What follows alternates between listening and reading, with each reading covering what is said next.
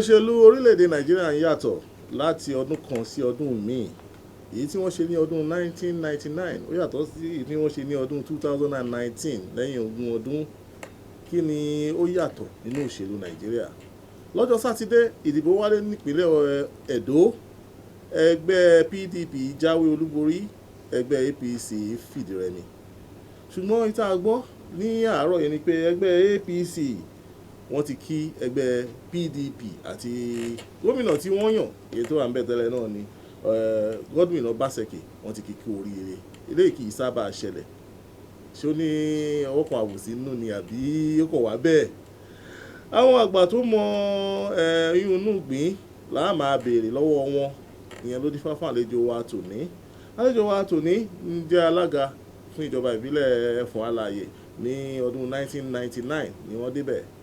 Wọ́n sì jẹ́ kọmíṣánná fún ètò ìròyìn ní ọdún 2007 ní ìpínlẹ̀ Èkìtì. Oníṣòwò ni wọ́n o. Wọ́n ń ṣe òwò, wọ́n nílé ìtura àti bẹ́ẹ̀ bẹ́ẹ̀ lọ. Àwa polówó ọjà fún wọn, àwa bá wọn sọ̀rọ̀ nípa òṣèlú Nàìjíríà ni. Honorable Láyọ̀ Atẹ́gbẹ́rọ̀dún Akínyẹn káàsán, ẹ kú bójú ọjọ́ ṣe rí. Ẹ ṣé olóòtú, ẹ kú kalẹ̀, mo dúpẹ́ pẹ́ gbàmí lálejò. Ọjọ́ àbókí ti pẹ́ nú eégún, ọjọ́ Bello ti pẹ́ nílọrin, ọjọ́ Bánjọ́ ti pẹ́ ń Jẹ̀bú. Tá a bá wò dáadáa ní orílẹ̀-èdè Nàìjíríà, ẹ ti jẹ́ kọmíṣánná rí, ẹ jẹ́ alága àjọba ìbílẹ̀ rí. Ìyẹn ni pé ẹ bá wọn bẹ̀rẹ̀ sáà ìjọba yìí ni, ìyẹn ìjọba tiwantiwa tó tá a sì wà ń bẹ̀ láti ọdún 1999. Lọ́dún 1999 yẹn lẹ́yìn alájọka ìjọba ìbílẹ̀ lẹ́gbẹ́ àsíá ẹgbẹ́ Alliance for Democracy AD. Ṣùgbọ́n nígbà tó yá ẹ tàtárí lọ sí ẹgbẹ́ PDP, ẹ lọ ṣe kọmíṣánná ní ọdún 2007. Tẹ́ bá wo òṣèlú ti sìn àtòṣèlú tó ń ṣe ń tẹ̀ ṣe ń gbà náà, kí ni ìyàtọ̀, kí ló fi jọra? Ẹ ṣé olóòtú, ṣe rí ní 1999 tí ìjọba tiwantiwa tó dé lẹ́yìn ọ̀pọ̀lọpọ̀ ọdún tí àwọn ológun ti ń ṣe ìjọba, ó jẹ́ ká ní oore ọ̀fẹ́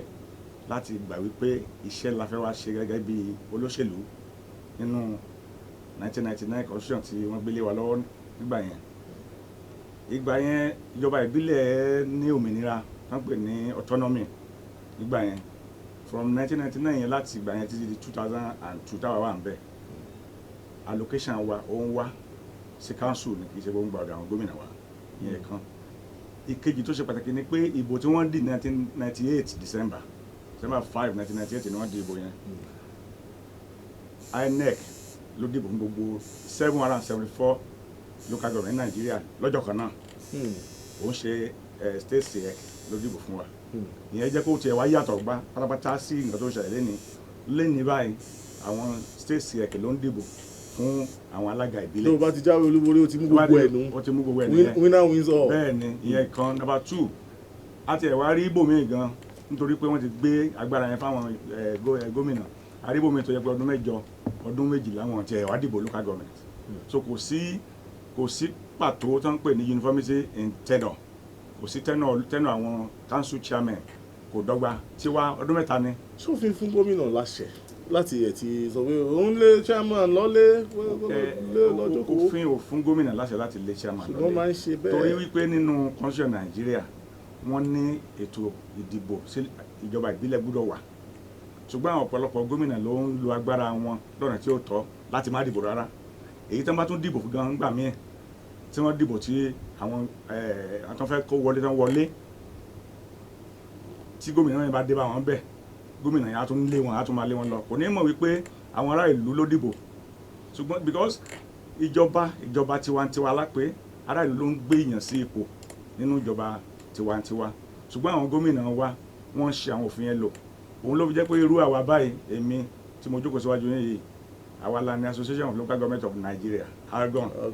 Èmi dẹ̀ ni chairman board of trustee ALGON ní Nàìjíríà lénìí. Àwa ń jà fitafita kí a gba òmìnira fún local government. Nítorí wípé ọ̀pọ̀lọpọ̀ development tó yẹ kó wà kò sí nígbà tiwa. Nígbà tá allocation wa bá wá, a ní láti gbàṣẹ lọ́wọ́ gómìnà ká tó da ọ̀dà, a ní láti gbàṣẹ lọ́wọ́ gómìnà ká tó gbọ́ àṣìṣẹ́, a ní láti gbàṣẹ lọ́wọ́ gómìnà ká tó fún yàn ní bursary, a ní láti gbàṣẹ lọ́wọ́ gómìnà ká tó ṣe gbogbo tẹ́ ká ṣe. Gẹ́gẹ́ bí èmi nígbà tí mo ṣe chairman council, èmi ni mo kọ́ secretariat local government mi, mo dá ọ̀dà as a local government chairman mo fún àwọn ẹni bursary mo gba àwọn èèyàn tó pọ̀ rẹpẹtẹ ṣiṣẹ́ levels 1 to 6 láì bá gómìnà sọ gbogbo tá a bá ṣe ń gbà yẹn for the information of the governor ni ṣùgbọ́n ní ìsìn kò rí bẹ́ẹ̀ mọ́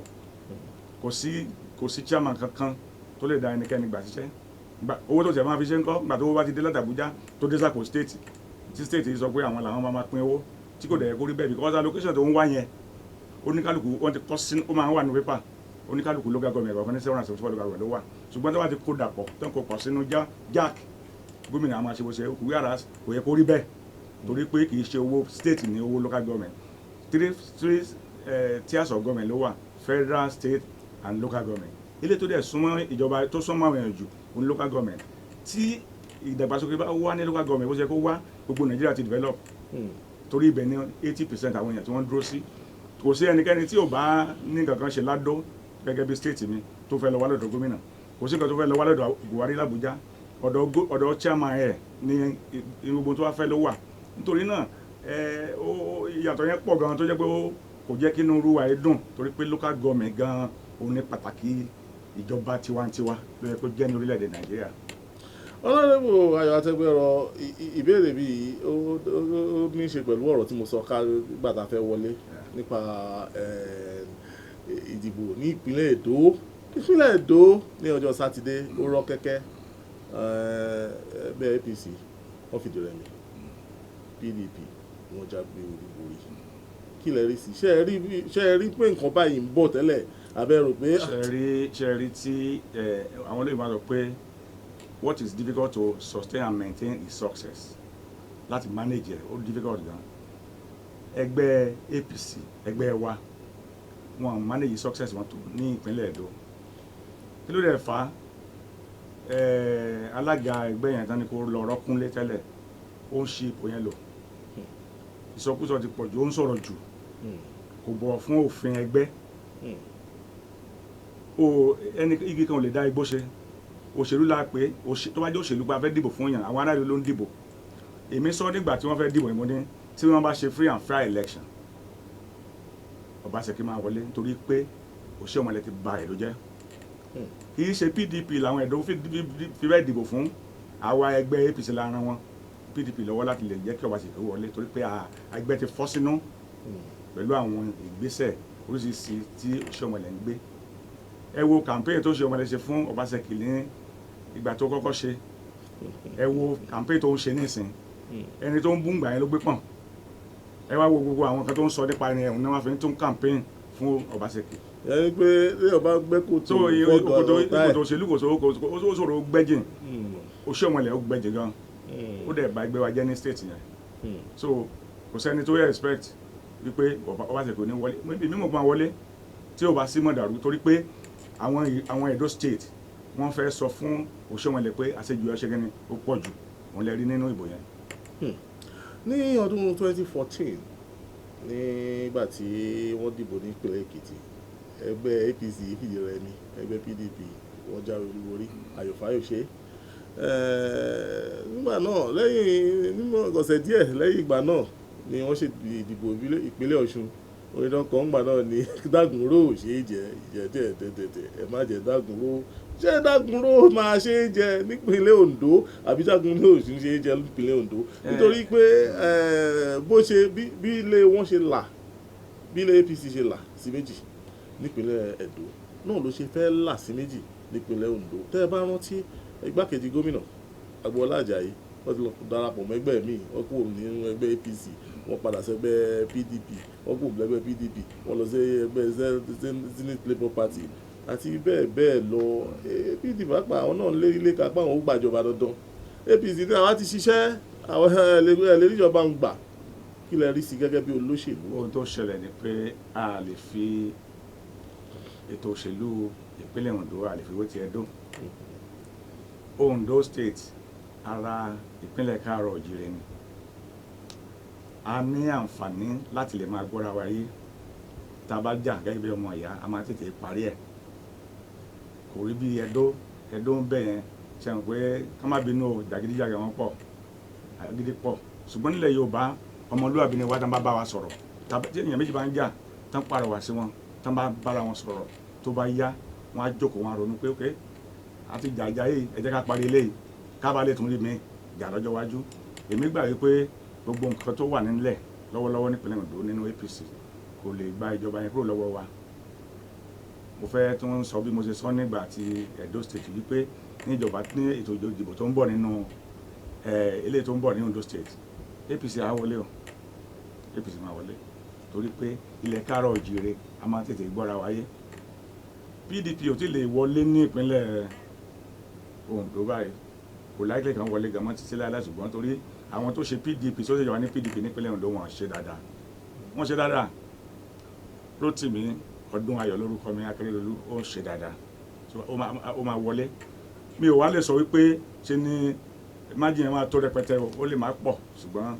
APC á wọlé. dìbò kó sébẹ̀ dìbò kó gbàǹkárá àrí yẹn ìpínlẹ̀ Èdò àrí dìbò kó sébẹ̀ káàkiri ilẹ̀ Yorùbá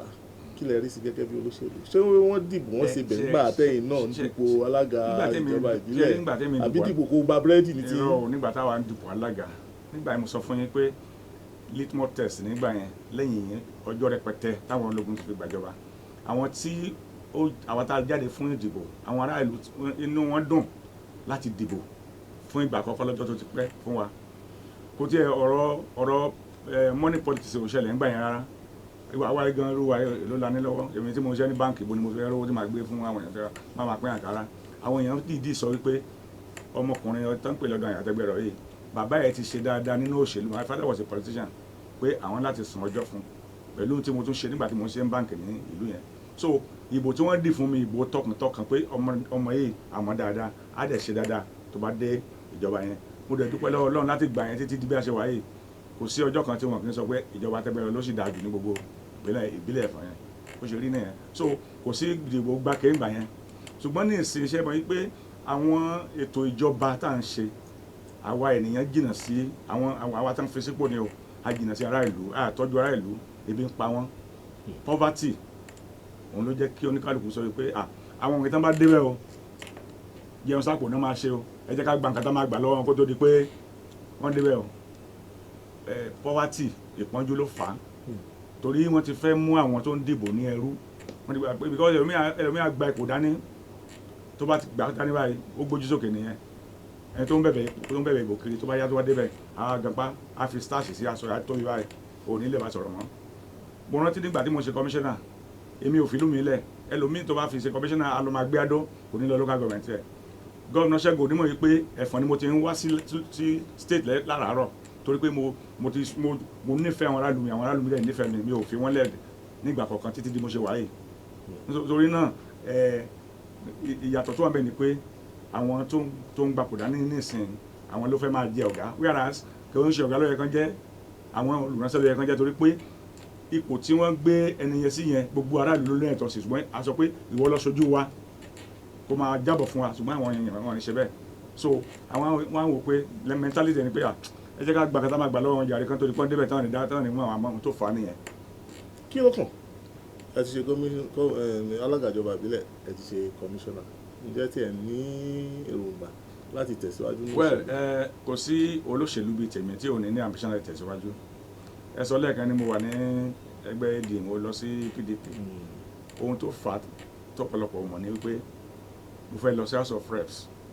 ní 2006 ní ìjọba ìbílẹ̀ mẹ́ta Ẹ̀fọ̀n Ìjẹ̀rò àti Èkìtì West tí mo campaign lọ sí 33 wards ní ló wà láramọ̀kọ́ gbogbo wọn ló gbà pé Àtẹ̀gbẹ̀rọ yìí àwọn fẹ́ ránṣẹ́ tó mo fẹ́ lọ jẹ́ iṣẹ́ mo fẹ́ kọ́mọ̀ ìpẹ́ ń bá lọ sí House of Reps á wá jẹ́ àbọ̀ máa tú àṣírí ẹ̀ fún wọn torí kò sí bí mo ṣe lè dìbò fún mi tí mi ò ní mú jù wọn lọ ṣùgbọ́n mi gbọ́dọ̀ mú ju owó èrò lọ mo sọ fún wọn pé pẹ̀lú ìdánilójú pé màá ṣe dáadáa ju àwọn tí ó wà ṣáájú mi gbogbo wọn dẹ̀ gbà ṣùgbọ́n nínú ẹgbẹ́ àwọn àgbà ẹgbẹ́ sọ pé mi ò lè ṣe é pé kí n ní sùúrù pé ẹnìkan ti ṣe mo ní ẹ dà wá sí pápá ẹ bá ti win ní primary kó lọ ṣe mo sáà ti win primary tí n bá wá lùsì primary ṣe bí màá tún jókòó lé bọ̀ wọ́n ní wọ́n dà wá sí pápá pé ṣe ni kí n jọ kí n fi ilẹ̀ fẹ́ nìyẹn òun tó gbé mi lọ sí PDP nítorí pé mo rí pé wọ́n yàn mí jẹ pẹ̀lú iṣẹ́ tí mo ti ṣe tí mo dẹ̀ ní ìdámilójú pé wọ́n á dìbò fún mi mo ti kò fi lọ nìyẹn on principle ni mo fi lọ kì í ṣe pé bóyá ibi ló pa mí lọ àbí pé bóyá àmúwà tó ambition so bí mo sì ṣe wà láyé tí mo wà láyé náà mo sì ń lépa láti tẹ̀síwájú láti lọ sí àìdá rep ọ̀hún tàbí lọ sí senate lọ́jọ́ iwájú. láìpẹ́ rárá. bẹ́ẹ̀ ni. ìhàwó làwọn olóṣèlú Èkìtì kọ sí i wọn rí gẹ́gẹ́ bí ẹnìkan tí ń bẹ́ ká ìdí ẹ̀rẹ́ o ẹgbẹ́ AD ní ọdún 1979 lọ́dún 1999 ṣe lọ́dún 2006 ẹ padà ẹ lọ sẹ́gbẹ́ PDP nísìnyí ẹgbẹ́ APC lẹ́wà tẹ́gbẹ́ APC ìwà tún fààyè gbà yín ẹ̀dẹ̀ bí ọjọ́ ń lọ mi ò máa ń ṣọmọdé mọ̀ bóyá màá tún lọ sí ẹgbẹ́ ZLP. kò rí bẹ́ẹ̀ in fact ṣe mọ̀ wípé kò tí a wá sí ẹ̀ṣẹ̀ nínú pé èèyàn fi ẹgbẹ́ kan lé ọ lọ sẹ́gbẹ́ mi ó ń láti wà. kí ló ṣẹlẹ̀ sí èròǹgbà ẹgbẹ́ ìyẹn party philosophy. ẹ bá wo àwọn ẹgbẹ́ wọ̀nyí ẹgbẹ́ méjì tó ṣe pàtàkì jù ní orílẹ̀ Nàìjíríà with due respect òun ni APC and PDP kò sí nǹkan kan tó yàtọ̀ nínú ẹgbẹ́ yẹn. ìkọ̀kọ̀ náà làwọn méjèèjì. kò sí nǹkan kan tó yàtọ̀ kò sí their philosophy or ideology kò sí nǹkan kan tó yàtọ̀ òun ló fi rí pé gbogbo ẹgbẹ́ yẹn ṣe là ń lọ táwọn bọ̀ ẹ wo bàbá Buhari fúnra ẹ̀ gan ọdún ẹgbẹ́ mẹ́rin ló ṣe náà kó tó di kódà rẹ̀ yìí náà ẹgbẹ́ mẹ́rin ló ṣe nítorí pé the urge and the spirit to serve ó máa wà nínú ènìyàn tó bá nífẹ̀ẹ́ ìlú ibi tí wọ́n bá ti máa gbà láyè láti sáfìyàn yẹ kó lọ bẹ̀ ṣùgbọ́n gẹ́gẹ́ bí eléyìí tẹ̀gbẹ̀ lọ́wọ́ mi ò sá kiri mọ́ àwọn ẹgbẹ́ tí mo ságbó rẹ̀ ilé kan wà lẹ́nu Àkúrẹ́ wẹ̀ lọ́kọ̀ mẹ́sìnrìnkà àwọn ẹgbẹ́ tí wọ́n já mi nítan mọ́ nígbà yẹn tí mo fi lọ sí PDP wọ́n ti mọ rírì mi torí nígbà tí mo wà ní PDP tí mo sọ̀rọ̀ tí mo ṣe commissioner mi ò ṣe bẹ́ẹ̀ ni pé mo ti kúrò lẹ́gbẹ̀ẹ́ wọn mo kó gbogbo ìmọ̀ra ni èmi ò kì í ṣe olóṣèlú ẹ̀tanú gbogbo àwọn tó mọ̀ mí nípa òṣèlú my political history wọ́n mọ̀ pé mi ò ṣe politics of bitterness gbogbo yẹn ní tèmi so nítorí náà wọ́n ti mọ̀ wípé ẹni tó wúlò ní ọdún Ayọ̀ Àtẹ́gbẹ́rọ so kò sí nǹkan tí mo ń wá kiri mọ́ ìlú mi ìhun náà fúnra rẹ̀ ní ìlú Ẹ̀fọ̀n Aláyè yẹn gbogbo àtiwọ́ ní PDP o àtiwọ́ ní APC o wọ́n mọ̀ pé ọmọ kan wà ọmọlúwàbí tó nífẹ̀ẹ́ ìlú tí kò dẹ̀ ń ṣe alágàbàgebè tí wọ́n lè fún ní trust wọn. owó òṣèṣèlú gbà náà ṣùgbọ́n ó ti ń ṣe báyìí báwo lẹ ṣe rówó ẹ̀tàbẹ̀ tí náwó kan gbà wọ́n gbà tẹ́ ṣe kọmíṣánná. ṣe rí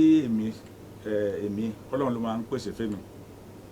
Ọlọ́run ló máa ń gbé ìrànlọ́wọ́ dìde mo ti sọ lẹ́ẹ̀kan gbà tí mo fẹ́ ṣe alága council àpótá fẹ́ ṣe àmẹ́rin ni wọ́n pàpà mú ta lọ sí primary èmi nìkan ni olówó nù wọn Ọlọ́run pèsè mo dẹ̀ jáwé lúborí even nígbà tí mo fẹ́ ṣe lọ sí house of reps mi ò lówó náà ìkọ́lẹ̀ but owó tí mo ná Ọlọ́run ló pèsè ẹ̀ Ọlọ́run tó pèsè ẹ̀ tó sì ń pèsè fún bí mo ṣe jókòó síbi nínú wa ẹ̀ ṣé ẹ mọ̀ pé láti ìgbà tí mo ti kúrò ní commissioner yẹn mi ò ti gbà appointment mi lẹ́yìn wa 12 years ago mo máa ń jẹun Ọlọ́run ló ń pèsè fún mi torí mo gbà pé kò sí nǹkan kan tí Ọlọ́run lè ṣe fẹ́ dá tó bá tásìkò náà Ọlọ́run á gbé ìrànlọ́wọ́ dìde. gómìnà yìí tẹ́ ẹ bá ṣe ìjọba dókítà Ṣẹ́gun ẹnjìníà Ṣẹ́gun Òní ẹ tẹ̀lé wọn púpọ̀ ẹ fọkàn bá wọn rìn púpọ̀. ọ̀gá mi gidi. ẹ fẹ́ràn ara yín gan. ọ̀gá mi gidi ni ọmọlúàbí. ìtòlóyìnbó ń pè ní loyalty. bẹ́ẹ̀ ni ọmọlúàbí ni. wọ́n kúrò nínú ẹgbẹ́ PDP. bẹ́ẹ̀ ni. wọ́n lọ sí inú ẹgbẹ́ APC. bẹ́ẹ̀ ni. nígbà kan wọ́n ti jẹ́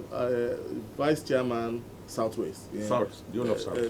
alága deputy chairman. igbákejì alága fún gbogbo gúúsù Nàìjíríà. yes. àdéhùn àtúgbọ́ ipò ti lọ sínú ẹgbẹ́ PDP bẹ́ẹ̀ ṣe fẹ́ràn wọn tó bẹ́ẹ̀ ṣe ní loyalty sí wọn tó bẹ́ẹ̀ bí àṣà àwọn olóyìnbó tẹ̀lé wọn lọ ni àbí ká máa retí pé ìlú kò bá kọ́gbọ̀n lọ sínú ẹgbẹ́ PDP. kò dìgbà tí mo tẹ̀lé Ṣẹ́gun Òní lọ kí n tó mọ rírì ẹ̀ Ṣẹ́gun Òní kò ń ṣe ọmọdé nínú òṣèlú tá à ń ṣe ní Nàìjíríà yìí ó mọ nǹkan tó fẹ́ ó yẹ ju ẹlòmíín lọ èmi báyìí mo mọ nǹkan tí mo fẹ́ nǹkan tí mo fẹ́ yé mi ju ẹlòmíín lọ nǹkan tí ó fẹ́ tó fi wá sínú APC tí bóyá tí ò rí tó gbà pé bóyá tó ń bá lọ sí PDP kó wọn rí ó yé òun fúnra rẹ̀ ṣùgbọ́n èmi gẹ́gẹ́ bí ènìyàn kan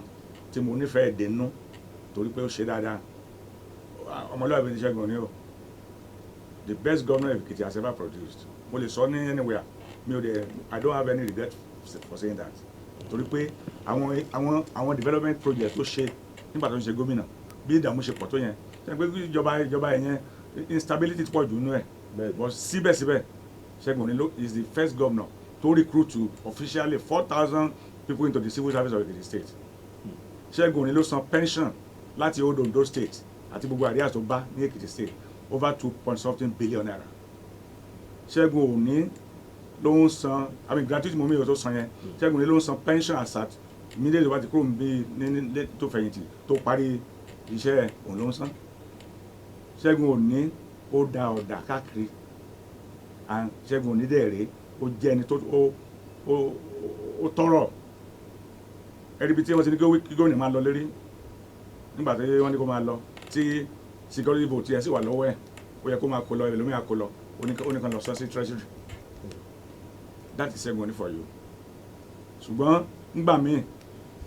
irú àwọn òótọ́ bẹ́ẹ̀ tàbí irú uprightness bẹ́ẹ̀ kò kì í jẹ nínú òṣèlú bí ò bá ṣe jẹ ṣe mọ̀ pé orúkọ rere ó sàn ju wúrà àti fàdákà lọ integrity là ń pè. àgbàpè integrity yẹn a sì máa padà sórí ẹ̀ àgbàpè nọ́mbà tí ẹ pè wá sí òun fi sójú ẹ̀rọ móhùnmáwòrán ṣùgbọ́n ẹ̀yin tẹ́ ń gbọ́ wa lórí rédíò ẹ pè wá sórí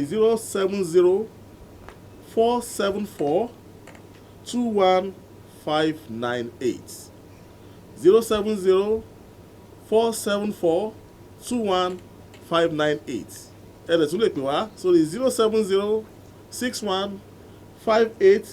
070-6158-0198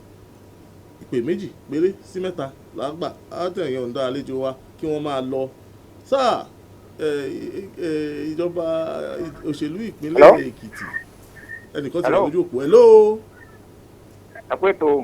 mo máa kí yín bàbá kí lorúkọ yín bọ́lẹ̀ tí ń pè wá. Ibrahim Latif láti ìlú Àgbà sà. láti ìlú Àgbà. bẹ́ẹ̀ ni sà. kí ni ẹ ní láti béèrè àbí kí lẹ fẹ́ bá wa sọ. ìbéèrè tí mo fẹ́ béèrè ni mo kí àwọn àlejò tẹ́ gbé wá. ìbéèrè tí mo fẹ́ béèrè lọ́wọ́ ni pé wọ́n sọ wípé ní ẹgbẹ́ APC ni wọ́n dìbò fún ní Ẹdó. so PDP ní àlàyé yìí so ẹ̀dẹ̀ dìkápù sí PDP lẹ́nu APC ló ti dìkápù kúrò ṣé mo dá APC yàtọ̀ mọ́ sí APC wọ́n fi dìbò fún ẹgbẹ́ APC so ó difference ra wọn bẹ́ẹ̀ tí mo fẹ́ bẹ̀rẹ̀ nìyẹn sà. gbọ́ mi yé dáadáa ni mi sọ pé wọ́n dìbò fún ẹgbẹ́ APC o mo ní ẹgbẹ́ PDP tó wọlé mo ní ẹgbẹ́ APC lọ́nà wọn lọ́wọ́ láti wọlé torí pé ìjà wà nínú ẹgbẹ́ APC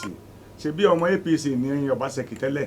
kan tó sọ pé ẹ̀tanú kan tó fẹ́ tanú kan tó fi sọ pé kò lè contest primary election ó dẹ̀ gba PDP lọ àwọn nǹkan báwọn yẹn ó bí ọ̀pọ̀lọpọ̀ àwọn èèyàn nú so tí ò bá sí kọ́nu kọ́kọ́ tí ò sí èdè àìyedè nínú APC Ọbaṣẹ́kì ò ní wọlé ní PDP so àwọn nǹkan tó ṣẹlẹ̀ nínú APC ló ṣe ìrànlọ́wọ́ fún Ọbaṣẹ́kì láti wọlé mi ò sọ pé ẹgbẹ́ mi ò sọ pé ṣebí kò sí ní PDP òbí kò sí ní APC mọ́ ṣùgbọ́n nǹkan kan ló ràn kankan lọ́wọ́.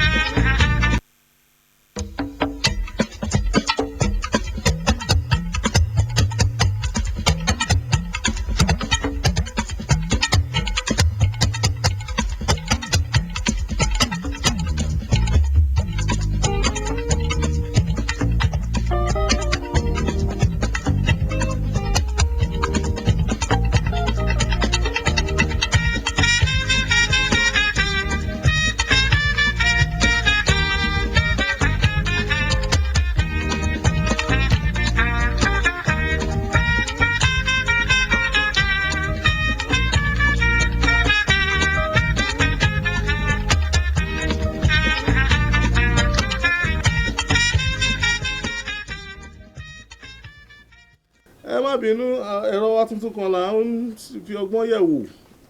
yóò sì dá lágbára Ọlọ́run tó á gbàgbé kan sí ìgbè kan náà ni nínú àwọn ẹ̀rọ ìbánisọ̀rọ̀ wa tá a bá ti gbà kí àlejò wa gbà mọ̀ tá a máa lọ ni torí ẹlòmíì ó wọlé ṣùgbọ́n ojú gbogbo ẹ̀ lọ ẹni tí mo ti ń bá sọ̀rọ̀ ni Honourable Ayọ̀ Àtẹ̀gbẹ̀rọ̀ kọmíṣánná àná ní ìpínlẹ̀ Èkìtì alága ìjọba ìbílẹ̀ ńgbà kan ní Ẹ̀fọ̀n Aláàyè nípínlẹ̀ Èkìtì wọ́n darapọ̀ mọ́ wa gẹ́gẹ́ bí olóṣèlú láti wá wo àwọn nǹkan tó ń ṣẹlẹ̀ lágbo òṣèlú ẹnìkan wà lójú òpó àbí hello ó ti já tó ìmọ̀ràn fún gbogbo ọmọ Nàìjíríà hello ẹ̀jọ̀ sọ̀rọ̀ sókè kí lórúkọ yín. ẹ kú ètò. yes sir. hello.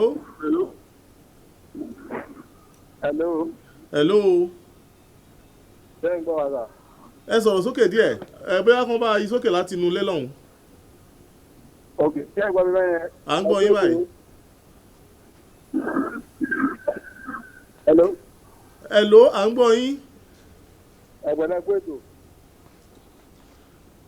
à ń gbọ́ yín kí lorúkọ yín bọ́lá tí ń pè wá.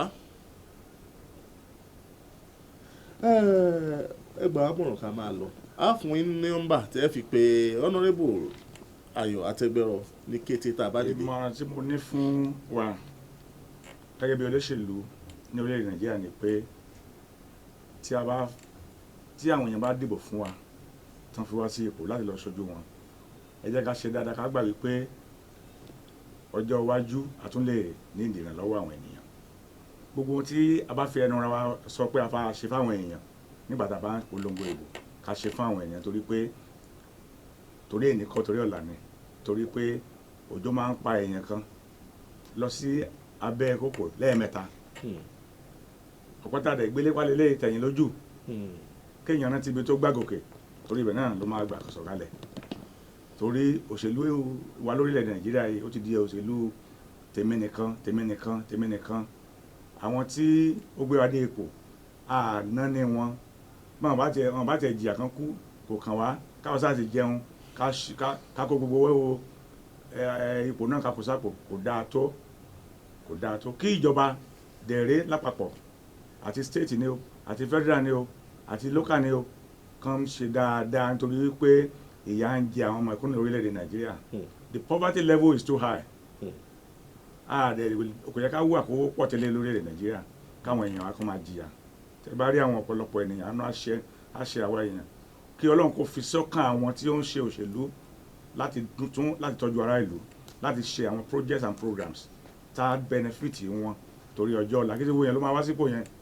kì í ṣe wo yẹn ló máa wá sípò yẹn àwọn tí Ọlọ́run bá fún lẹ́bùn láti wá sípò yẹn kàn ṣe dáadáa torí ọjọ́ ọ̀la. mo dúpẹ́ púpọ̀ lọ́wọ́ yìí honourable Ayọ̀ Àtẹgbẹrọ á tún pè yín máa jẹ́ máa wà ẹ náà àǹfààní àti bá wọn sọ̀rọ̀ lórí ẹ̀rọ ìbánisọ̀rọ̀ yìí 080-372-61075 080-372-61075 ẹ tún gbọ́ lẹ́ẹ̀kan sí 080-372-61075 ní kété tá a bá dìde tá a bá padà dé àlejò wa ọmọ ẹgbẹ́ APC náà ni wọ́n wá sọ fún wa bọ́n ṣe rí lára ẹgbẹ́ wọn nígbà tí wọn ò jáwé olúborí ìpínlẹ̀ Èdò ìgbáradì ẹgbẹ́ APC ní ìpínlẹ̀ Ondo àti táwọn gan gbéṣe gẹ́gẹ́ bí alága ìjọba ìbílẹ̀ ní ìpínlẹ̀ Ọ̀ṣun tá a bá padà dé ẹ máa bá a kálọ.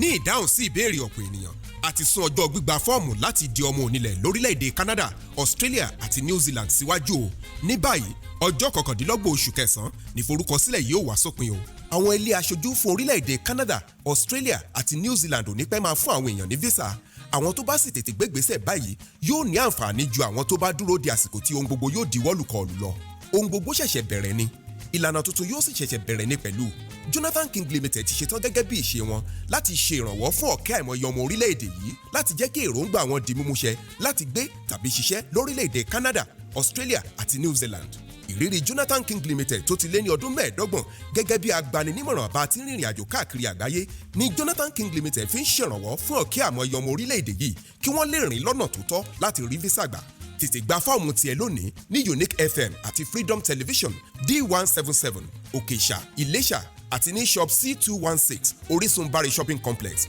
MDS area lóṣogbo. Jonathan King Limited Ajakini àti Ìkẹfà Cocoa House Ìbàdàn.